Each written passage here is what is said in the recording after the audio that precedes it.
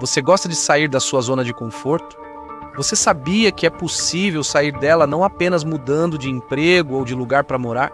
A questão é que, após a entrada do telescópio James Webb na arena espacial, a astrofísica ortodoxa chegou como nunca antes perto de um fracasso grandioso. Este instrumento óptico de última geração tem uma habilidade surpreendente de enxergar tão profundamente no universo, onde nenhuma lente de qualquer telescópio criado antes conseguiu alcançar.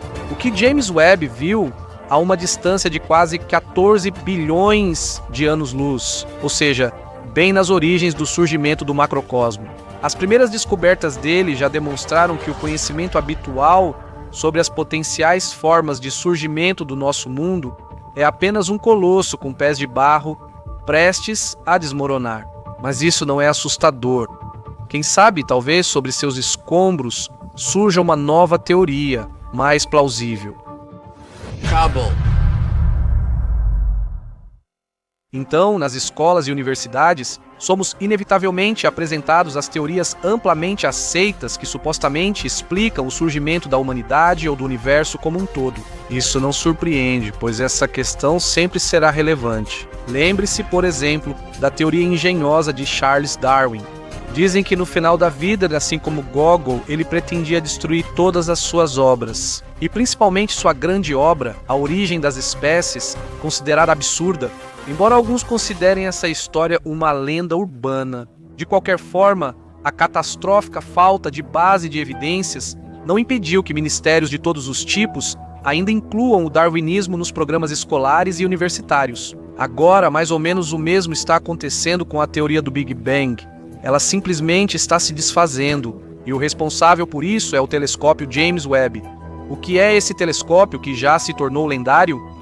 James Webb não é um simples tubo de Galileu, mas sim um observatório orbital infravermelho de proporções gigantescas. Só o seu espelho tem 6,5 metros de diâmetro. Esse aparelho colossal foi criado para buscar exoplanetas, discos protoplanetários, estudar detalhadamente mundos aquáticos do sistema solar e pequenos corpos, além de tentar enxergar mais longe no passado e entender a origem do universo. E James Webb está cumprindo sua missão com excelência.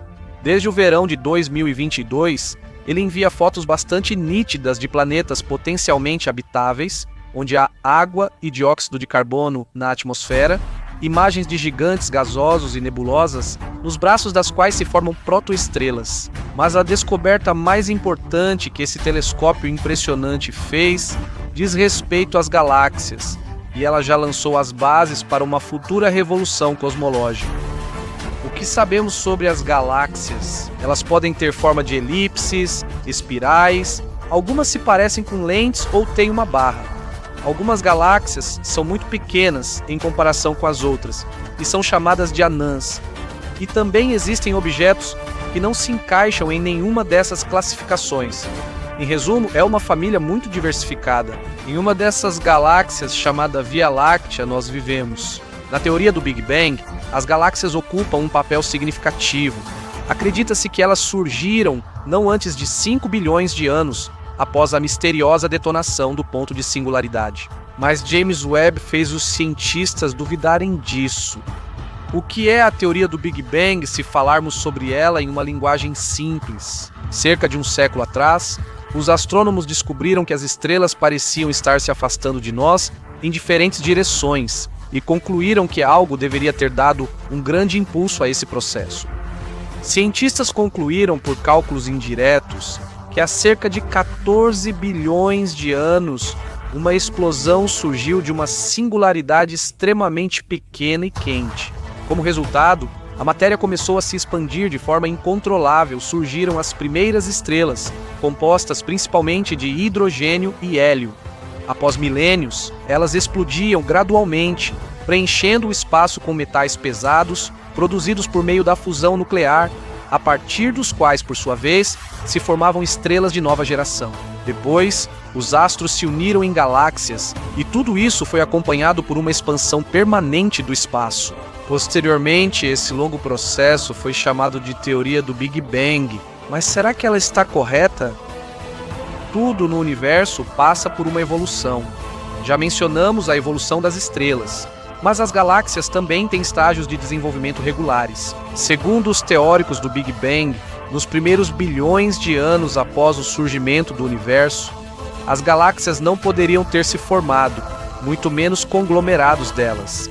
Além disso, as estrelas das primeiras galáxias não poderiam conter nada além de hidrogênio, hélio, lítio e possivelmente berílio. Esses elementos, segundo as estimativas dos cientistas, surgiram durante o Big Bang, literalmente do nada.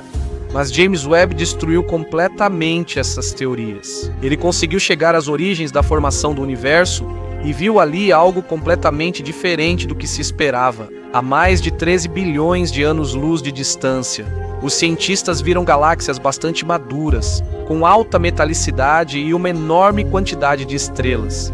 Isso não poderia acontecer, mas não há como discutir com fotos. O que isso significa? Resumindo, ou o universo é muito mais antigo e o processo de formação de estrelas metálicas e seus aglomerados aconteceu muito antes, ou a teoria do Big Bang simplesmente não se sustenta. E todo esse tempo nós acreditamos em uma ilusão, ou seja, teremos que olhar ainda mais longe para verificar se essas afirmações são verdadeiras e, finalmente, encontrar as galáxias pioneiras, esféricas ou elípticas. Na verdade, James Webb está atualmente combinando com sucesso as funções de telescópio e de máquina do tempo, com a qual os escritores de ficção científica sonharam por tanto tempo. Seu olhar vai cada vez mais fundo no universo em busca da verdade cosmológica, procurando por objetos que já deixaram de existir há muito tempo. Mas o que será que ele está destinado a encontrar nessa escuridão mais antiga do que a própria antiguidade? É evidente que o cosmos guarda muitos mistérios que nem sempre correspondem às nossas ideias. Poucos sabem o que os astronautas que estiveram na Estação Espacial Internacional ou que pousaram na Lua preferem não comentar. Talvez eles tenham visto algo que fez com que considerassem sensato encerrar a missão lunar por tempo indeterminado. Agora não falo do efeito solares, com alucinações vívidas em que o universo supostamente se comunica com o ser humano, mas de outros acontecimentos mais reais. Não vamos mencionar teorias não verificadas, apenas destacamos que alguns astronautas, depois de muitos anos, acabam revelando fragmentos de informações confidenciais. Por exemplo, em 1977, Jorge Leonard escreveu um livro no qual incluiu fotos da Administração Nacional da Aeronáutica e Espaço, mostrando objetos estranhos localizados na superfície da Lua. O autor dizia que as fotos eram autênticas e estavam sendo ocultadas do público pelo governo americano. O que eram esses objetos? Ruínas de algumas construções antigas, talvez erguidas por uma civilização há muito extinta? Só em 1996, representantes da Administração Nacional da Aeronáutica e Espaço deram uma coletiva de imprensa sobre esse assunto, onde tiveram que dar explicações detalhadas para evitar um escândalo. No entanto, vamos voltar às galáxias antigas e às descobertas estranhas de James Webb. Os astrônomos evolucionistas ficaram simplesmente chocados com o que o telescópio enviou. De acordo com a teoria ortodoxa, é impossível que as primeiras galáxias estivessem repletas de tantas estrelas, ainda mais contendo todos os elementos da tabela periódica em sua composição. Isso é basicamente o que ocorreu com o registro paleontológico, que deveria confirmar a teoria de Darwin.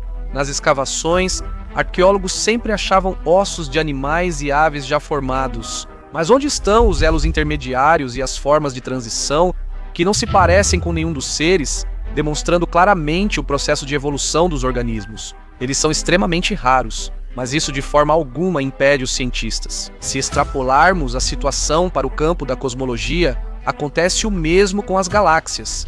As etapas da evolução estelar e galáctica continuam valendo, por isso, atualmente, os astrônomos estão completamente confusos. Muitos deles não têm certeza e se perguntam: será que fizeram algo certo ou tudo o que era considerado verdade é apenas ficção? Poderia parecer que já é hora de convocar uma conferência mundial e derrubar o modelo do Big Bang como uma teoria que não resistiu às críticas, mas ninguém pretende fazer isso. Porque a teoria do Big Bang é o alicerce, e se ela for destruída, todo o enorme edifício construído ao longo dos anos com base em conceitos familiares desmoronará. Por isso, cientistas do mundo todo decidiram seguir outro caminho. Eles planejam revisar os algoritmos de formação estelar e os processos evolutivos que dão origem às galáxias. Para eles, é mais fácil ceder parte do que perder tudo. Claro, depois de provas tão óbvias apresentadas por James Webb, os criacionistas se animaram, logo tomando o lugar dos evolucionistas e tirando-os de cena. Os representantes desse ensinamento religioso-filosófico estão firmemente convencidos de que o universo e tudo o que existe nele surgiu por meio da autocriação. Ou seja, foi criado por um ser superinteligente chamado de várias formas pelas pessoas. Mas em que pilares se sustenta a ideia do Big Bang? Primeiro, sempre se fala do ponto de singularidade, que até físicos quânticos compreendem vagamente. Como imaginar ou descrever algo com densidade e temperatura infinitas? Por outro lado, tudo parece lógico. Toda explosão tem um epicentro. Observe uma característica. Ao vermos as galáxias da Terra ou da órbita, percebemos que se afastam da Terra em todas as direções. Então, nosso planeta é o centro do universo, no lugar onde estava aquele ponto de singularidade? Mas isso é um absurdo. Se você, como observador, chegasse a qualquer outro planeta, veria a mesma coisa. As galáxias se afastariam de você em diferentes direções do mesmo jeito. O que isso significa na prática? Muito provavelmente, se o Big Bang realmente existiu, ele não aconteceu em um ponto específico. O próprio espaço se expandiu literalmente cada um de seus pixels. O professor e astrofísico da Universidade de Oslo, Ara Haklev, acredita que chamar de ponto a região onde começou a expansão é apenas uma convenção para facilitar o entendimento. Por isso, não devemos levar isso ao pé da letra. Quais outros pressupostos são necessários para que a teoria do Big Bang exista de forma viável? Uma verdadeira trivialidade é apenas duas coisas hipotéticas: energia escura e uma partícula chamada inflaton. Ambos os componentes também estão no campo da teoria e de fantasias semi-científicas. Segundo os adeptos da teoria do Big Bang, foi justamente o inflaton que assumiu a responsabilidade pela expansão relâmpago do universo, ocorrida microsegundos após o evento épico. Alguns astrofísicos acreditam que o inflaton nada mais é do que o lendário bóson de Higgs, ou, popularmente, a partícula de Deus, que foi procurada durante muitos anos no Conselho Europeu para a Pesquisa Nuclear, um dos maiores laboratórios de física de altas energias, dedicado a pesquisas nucleares. Quanto à energia escura, essa substância hipotética foi introduzida especificamente na fórmula matemática que explica a expansão acelerada do universo. Então, o que há de verdadeiro e real nessa teoria? Resumindo, a explosão não foi uma explosão propriamente dita. Consequentemente, esse fenômeno não teve um epicentro, muito menos concentrado em um ponto específico. Na verdade, o início da teoria do Big Bang é o seu ponto mais fraco. Além disso, inflaton e energia escura são dois elementos desconhecidos, inseridos artificialmente para criar uma teoria coerente. No entanto, os cientistas não prestam atenção a isso, considerando esses detalhes insignificantes, já que todo o resto basicamente se encaixa no esquema desenvolvido. E então surgiu James Webb e destruiu isso completamente. É apenas uma questão de tempo. O universo é diverso. Sim, a parte do universo onde estamos pode ser de um jeito, e outra parte, distante de nós, pode ser completamente diferente. Porque é assim, não podemos dizer com certeza. Aqui, a questão importante é: o universo tem algum fim? No entanto, sabemos com certeza que o universo visível está longe de ser tudo. Existe algo que não vemos. E aquele universo que está fora do nosso alcance visual pode ser significativamente diferente da parte que conseguimos ver. Mas há também uma opinião oposta sobre isso. Além da parte visível do universo, as propriedades são as mesmas que na parte visível. Como você pode entender, não podemos confirmar nem refutar nenhuma das versões. O universo visível está em grande parte sob a influência do restante, e podemos registrar as consequências disso e, com base nelas, fazer algumas suposições. Nos últimos décadas, os cientistas começaram a discutir ativamente a probabilidade da existência do chamado fluxo escuro, porém, esse tema frequentemente se torna objeto de debates intensos entre os cientistas do mundo todo. O que é esse fluxo escuro? Qual é o seu papel no universo?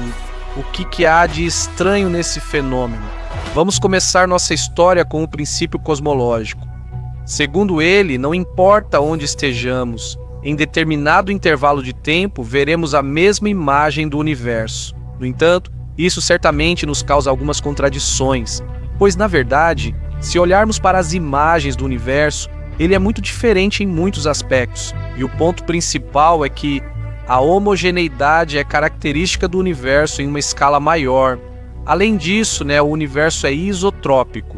Não há nenhuma direção nela que pareça, digamos assim, de alguma forma especial.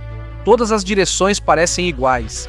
A presença do fluxo escuro, que mencionamos no início do vídeo, sugere o movimento de todos os objetos no universo em uma única direção. Mas, de acordo com o princípio cosmológico, se os objetos não estão ligados de alguma forma à expansão do universo, então seus movimentos não são coordenados. Não existe uma direção única.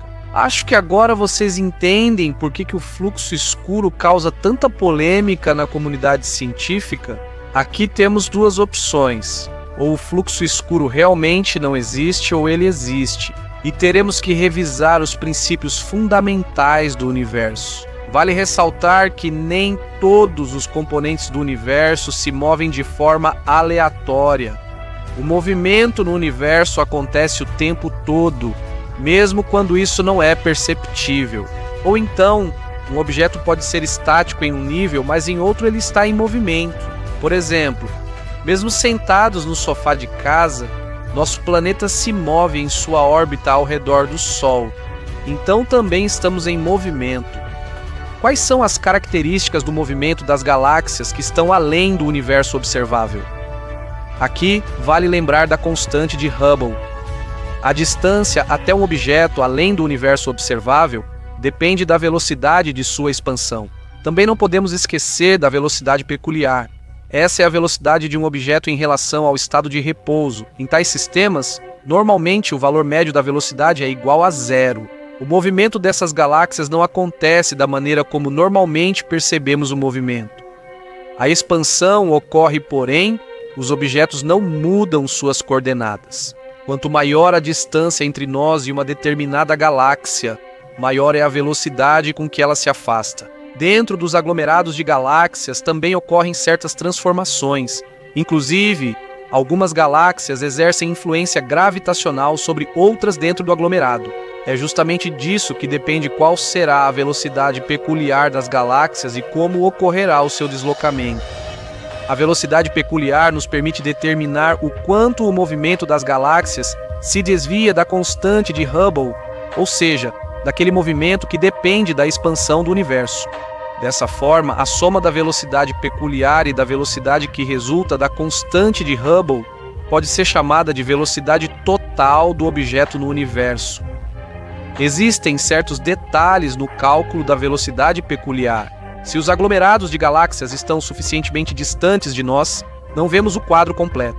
Só podemos calcular a velocidade de afastamento ou aproximação da galáxia em relação a nós. Quanto mais próxima a galáxia estiver de nós, maior será a influência da velocidade peculiar na velocidade total e, consequentemente, o contrário também é verdadeiro. O fluxo escuro, sobre o qual falamos no início do vídeo, foi descoberto, porque isso não é exato, durante o processo de cálculo da velocidade peculiar das galáxias. O fluxo escuro foi citado pela primeira vez pelo astrônomo letão Alexandre Kashlinsky, e junto com seus colegas, ele escreveu um artigo científico sobre esse tema.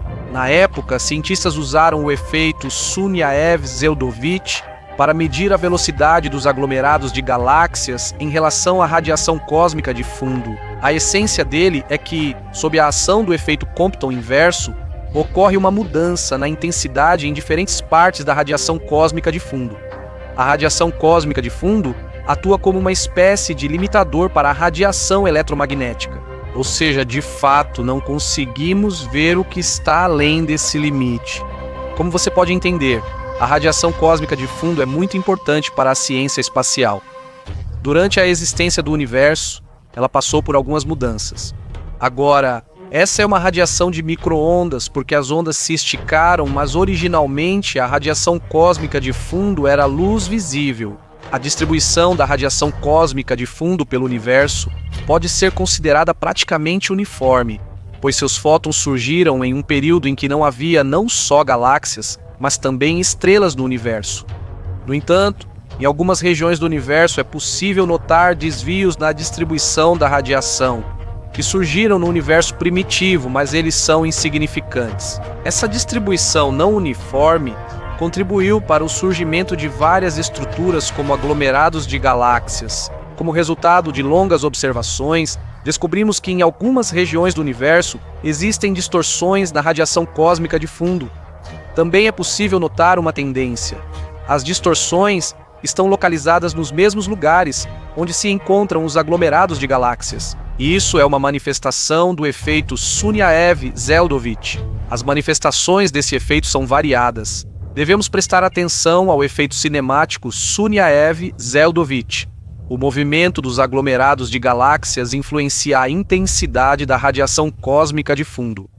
Se medirmos o efeito cinemático, isso pode nos ajudar a determinar a que velocidade os aglomerados de galáxias distantes de nós estão se movendo. Vamos voltar ao trabalho de Alexander Kashlinsky. Em 2008 foi publicado um estudo no qual a equipe de Kashlinsky monitorava o fundo de micro-ondas usando a espaçonave Wilkinson Microwave Anisotropy Probe da Administração Nacional da Aeronáutica e Espaço, que foi criada justamente para estudar a radiação cósmica de fundo. Para as observações foram usados dados de 700 aglomerados de galáxias. Esse número de objetos não foi escolhido por acaso. Assim é possível obter um valor mais preciso do efeito cinemático Sunyaev-Zeldovich. Com esse indicador, é possível determinar qual é a velocidade dos aglomerados de galáxias em relação à radiação cósmica de fundo e qual é o índice de desvio do movimento na expansão do universo. E então, durante a pesquisa, Kashlinsky conseguiu determinar o efeito cinemático. No entanto, o ponto interessante era que o movimento dos aglomerados de galáxias não era aleatório, mas tinha uma certa tendência. Os aglomerados de galáxias se moviam em direção à região entre as constelações de Centauro e Vela. Foi exatamente esse fenômeno que recebeu o nome de fluxo escuro. A propagação do fluxo escuro pode abranger completamente o universo observável, e nesse caso, a localização do centro de atração deve estar além da parte observável. De que forma isso poderia ter acontecido, nós não podemos dizer. Fora do universo observável, atuam forças de atração, e isso nos dá motivo para acreditar que lá não é um vazio. Lá realmente existe algo. Se o fluxo escuro realmente existir, poderíamos estudar aqueles períodos da existência do universo em que a luz ainda não havia se espalhado tanto. Ou seja, aqueles que com as nossas capacidades atuais é impossível investigar. Mas e se todas essas pesquisas não refletirem a situação real das coisas? Kashlinsky e sua equipe, em 2010, publicaram mais um estudo para confirmar seu trabalho anterior. Para obter resultados mais precisos, foi usada uma amostra maior de aglomerados de galáxias e um tempo de observação maior. Além disso, os cientistas decidiram determinar se a direção em que os aglomerados de galáxias se movem muda dependendo da distância. Para isso, as galáxias foram divididas em vários grupos. Mas os autores do estudo também concluíram que o fluxo escuro existe, que eles estavam certos. No entanto, nem todos concordaram com essas conclusões. Outros cientistas também realizaram um estudo e concluíram que não existe nenhum fluxo escuro, pois eles não observaram nenhum movimento organizado dos aglomerados de galáxias em uma única direção. Aliás, houve vários estudos com conclusões semelhantes. Até mesmo o Observatório Planck foi utilizado para isso, já que possui dados mais detalhados sobre a distribuição do fundo de micro-ondas. Mas isso não ajudou a confirmar a existência do fluxo escuro. A comunidade científica não chegou a um consenso. Houve discussões e o próprio Kashlinsky e seus colegas publicaram outro estudo onde aumentaram ainda mais o tempo de observação e já se basearam nos dados do Planck e do Wilkinson Microwave Anisotropy Probe E sim, eles novamente chegaram à conclusão de que o fluxo escuro existe. Sim, a situação ficou ambígua, mas isso é absolutamente normal para a ciência. Embora as discussões sobre o fluxo escuro ainda não tenham cessado, com o tempo descobriremos a verdade. Parece que já se passaram 54 anos, mas a lendária missão de Neil Armstrong, Edwin Aldrin e Michael Collins ainda está na memória de todos. E como você pode imaginar, esse voo foi há muito tempo. Durante esse tempo, a ciência espacial avançou muito. As tecnologias modernas realmente fazem maravilhas, especialmente na área de exploração do universo. No entanto, pense bem, a última missão de pouso de um homem na Lua foi em 1972. Por que agora não fazem voos para o satélite da Terra? Qual é a principal razão para isso? Provavelmente as primeiras coisas que vieram à sua mente foram várias teorias da conspiração. Que o voo para a Lua foi na verdade filmado em um estúdio de cinema, que essa é a maior falsificação da história e assim por diante. Neste vídeo, não vamos analisá-las, mas diremos que todas elas se resumem a uma única questão. Se antes os pousos na Lua eram realizados com sucesso, por que agora, na era das tecnologias modernas, isso não pode ser feito? Não é possível responder a essa pergunta de forma breve. A situação está longe de ser tão simples quanto parece para os adeptos das teorias da conspiração. Para começar, precisamos entender o contexto histórico em que surgiu a ideia de levar o homem à Lua e a posterior realização desse plano. Naquela época, a Guerra Fria estava no auge e, nos anos 60, virou uma corrida espacial entre Estados Unidos e União Soviética. A União Soviética foi a primeira a sair na frente. Primeiro, a União Soviética criou o primeiro satélite artificial, que entrou em órbita, e depois enviou o primeiro homem ao espaço, Yuri Gagarin. Ao avaliar a situação, os Estados Unidos entenderam que precisavam fazer algo mais grandioso para tomar a dianteira. Eles decidiram enviar um homem para pousar na Lua. Como você pode imaginar, os Estados Unidos foram movidos principalmente por motivos políticos e não por interesses científicos, e assim o pouso dos astronautas na Lua aconteceu. Os pontos nessa corrida foram conquistados e, consequentemente, o interesse por tudo isso começou a diminuir gradualmente. A Administração Nacional da Aeronáutica e Espaço sentiu isso muito bem. O orçamento deles foi bastante reduzido. Por causa disso, as futuras missões Apollo ficaram ameaçadas. Para uma missão dessas, era necessário mais de $1 bilhão de orçamento.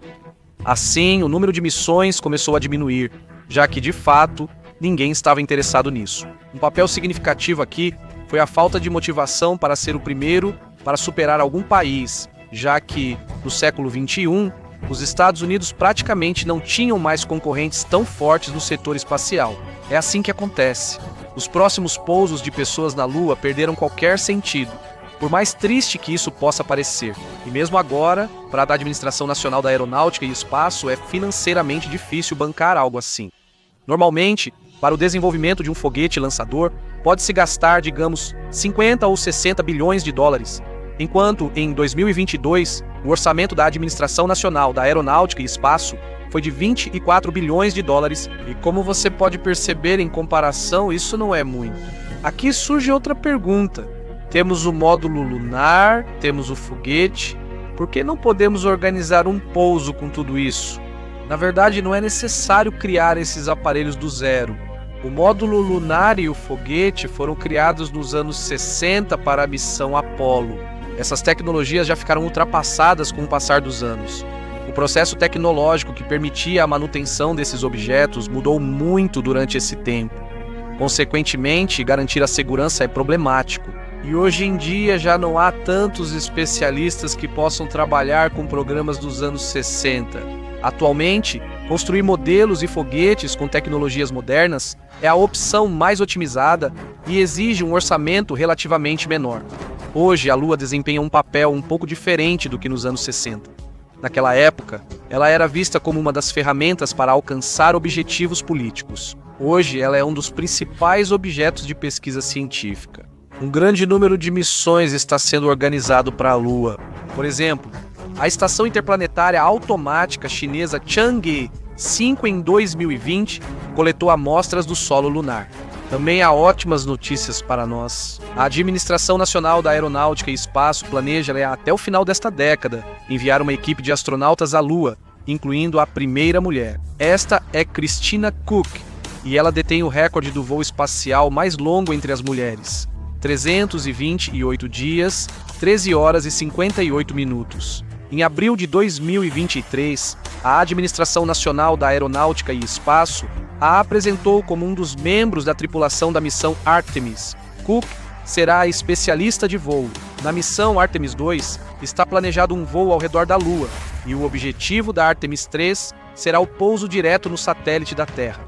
Depois disso, a Administração Nacional da Aeronáutica e Espaço planeja realizar planos ainda mais ambiciosos, criar uma espécie de estação de pesquisa, onde será possível permanecer por um longo período de tempo para realizar vários testes, experimentos e assim por diante. Vale notar que já queriam enviar astronautas para a superfície da Lua em 2024, mas em 2021, após discussões sérias, decidiram adiar uma missão tão grandiosa. O ritmo de preparação não correspondia aos prazos estabelecidos. Como resultado, recebemos uma nova data, 2028. Eles também receberam orientação da Casa Branca para agilizar o processo. Nos últimos anos, os americanos começaram a demonstrar um interesse crescente pela Lua e, de modo geral, o desejo de reviver o espírito daquela época em que as pessoas assistiam com entusiasmo ao pouso da primeira tripulação na Lua. Vamos voltar para Artemis 3. Como parte da missão, está planejado pousar a nave com os astronautas na região do Polo Sul. Os astronautas deverão realizar 4 caminhadas diretamente na superfície do satélite da Terra. O objetivo principal é estudar o relevo, fazer testes e coletar amostras de gelo de água, tarefa bastante difícil. Antes da missão importante, era preciso fazer 2 voos de treinamento para garantir que tudo desse certo no voo real. Em 2022 foi realizado o primeiro voo de teste, e para 2024 está previsto o segundo. Se da primeira vez o voo foi realizado sem astronautas, no ano seguinte eles estarão a bordo. A dinâmica de preparação para a missão agora é positiva, pois a Administração Nacional da Aeronáutica e Espaço está trabalhando em ritmo acelerado.